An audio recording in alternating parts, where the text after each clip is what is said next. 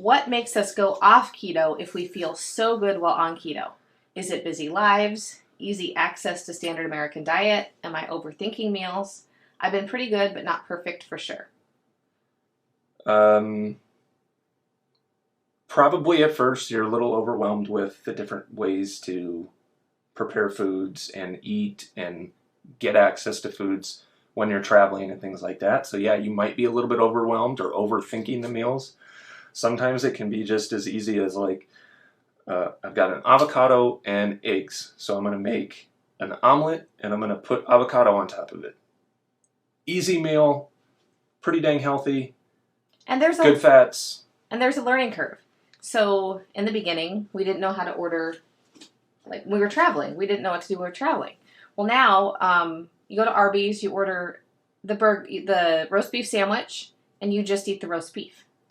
You go to any burger restaurant and you ask for a hamburger without any bun. Some places will have lettuce wraps, so you can ask them about that. Do not eat the Impossible Burger if you're on the keto diet. Do not that eat thing the is Impossible. Loaded with carbs. Yes, and that is frankenfood. Yeah. We won't go into that.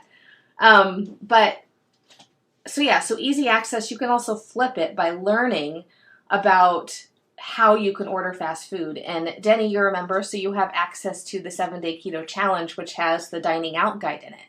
So if you are on the go a lot right now, go to that day, I think it's either day 4 or 5, and download that dining out guide and go over it. I'm actually working on expanding that guide to more restaurants and more places. But you can have a salad from most places. You just always want to say no croutons, because sometimes croutons aren't even on the menu and then it comes with them.